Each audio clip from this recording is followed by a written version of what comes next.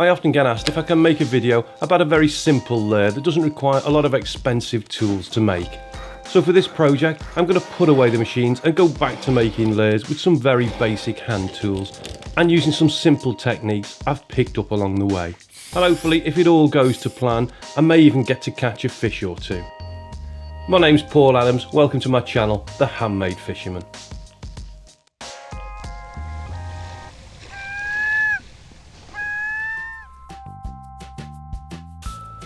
Having access to a workshop's great, but for this project and the workspace, I'm going to be relying on a piece of 4x2 softwood.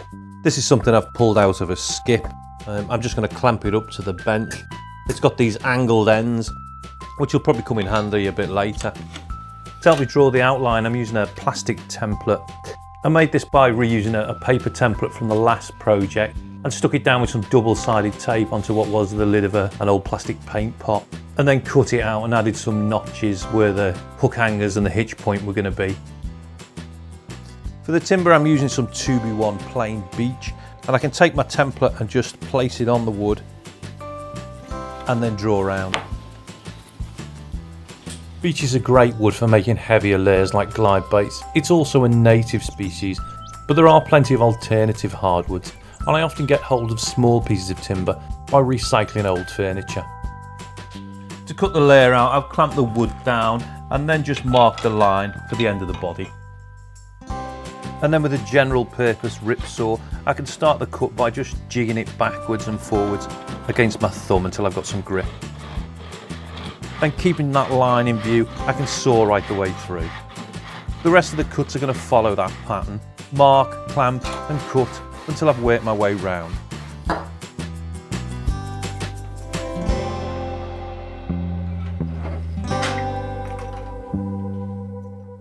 To get me back to the lines, I'm going to use a medium wood rasp, and to make it a little easier to work on the blank, I've clamped it to the edge of the timber.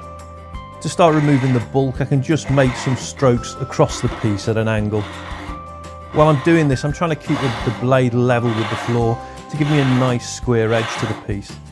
But I can check this with a square as I work and mark any high spots I make. One of the drawbacks of using rasp is the cheese grater type marks they tend to leave behind. And luckily with this rasp I can simply turn it over to use the file on the other side to smooth things out. For the internal curve on the underside, I'm switching to a half round rasp, and again I'm going to leave enough wood to finish with a file. To help me create some roundovers, I've marked up some guidelines about 1/4 of an inch back from the edges.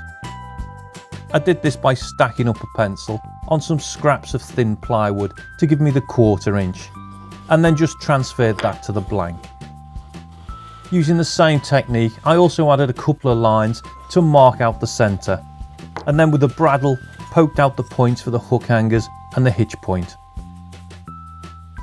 For the curved edges, I set a compass using the marks I'd already made, and holding the point up against my finger, I could guide it round the shape. To make the round over, I'm just going to round over with the rasp and keep an eye on the guidelines to make sure I'm hanging back a little. Again, I can use the file to clean up the gouge marks and give me a better view of the work. I'm not going to pretend I've spent much of my life using a rasp to do this, but coming back to it, it is surprising how fast this method is. To sand the roundovers to a finish, I'm using a piece of scotia bead that I've wrapped in some 120 grit sandpaper. I can also use a bit of broom handle on the inside edges.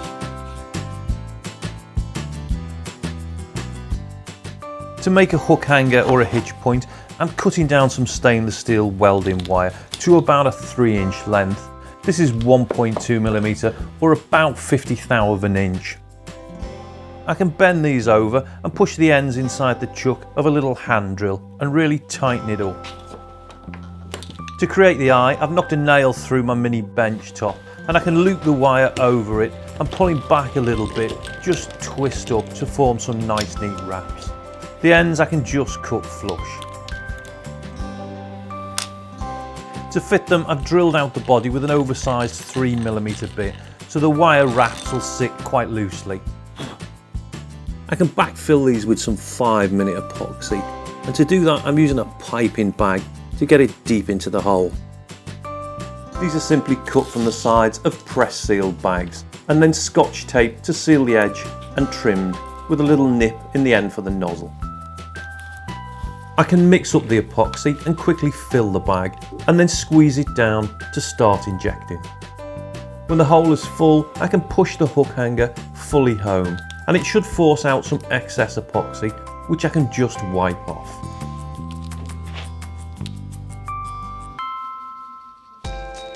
After I've added all the eyes and the resin's cured, I can mix up some more 5-minute epoxy and use it to seal the body by rubbing it into the wood. This is really a surface to paint on rather than completely waterproofing the layer, although it should offer some protection. I'll need to leave this to cure for an hour or so and give it a quick sand with some 400 grit paper to knock off any rough spots. Then I can repeat this process for another 1 or possibly 2 coats. To balance the layer and get the sink rate I'm after, I'm experimenting with gluing some brass rod to the belly of the layer and then testing. This would probably do for a subsurface layer, but I want something that's going to sink quickly and get me down near the bottom for some of the deeper waters I fish. I can add another drop of hot glue to a smaller weight and retest the layer, and it looks about right. Once dry, I can mark the hole positions and the weights before removing them, and then I can drill, refit the weights and backfill over them with the epoxy, which can be sanded flush later. As this is a new layer, I've also recorded the weights and their positions on a drawing to give me a guide for next time.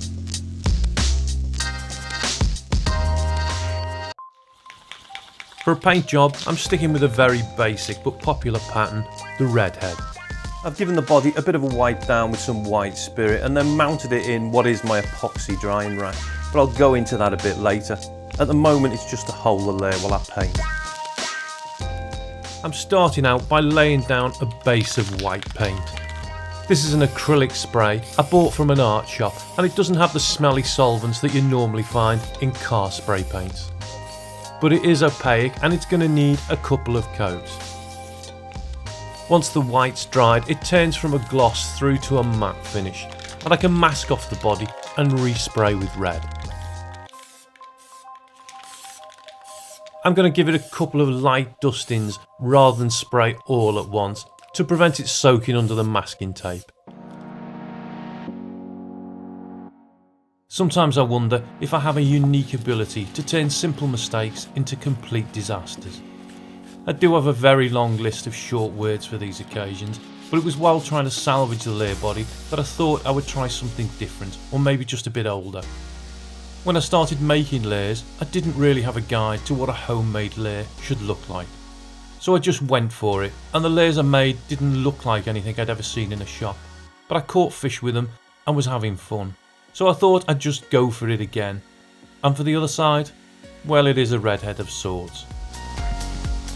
For the final job, I've got out of the dusty cellar to clear coat the layer, and I'm using a slow curing epoxy that's designed for this.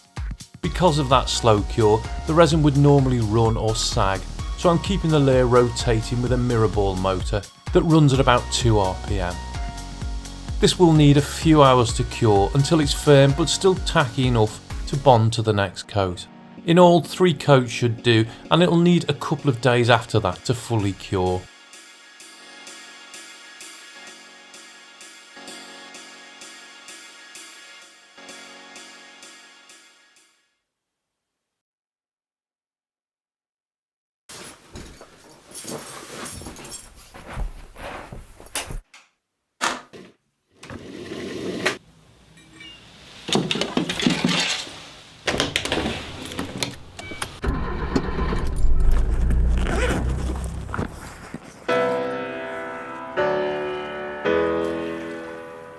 I suppose it would have been nice to end with a sequence of me going out and just catching a fish with my new lure. But on my first trip out, things really didn't happen that way. And although I spent a great deal of the day throwing the new lure and basically everything else in my tackle box, it was one of those days where I went home empty-handed. It wasn't until a couple of days later on a short session on the canal that I actually managed to catch a little jack pike, and despite the tiny size of it, I don't think I've been so happy or relieved to find a fish with a lure. I managed to catch something just slightly larger an hour or so later, so at least it's heading in the right direction. Thanks for watching.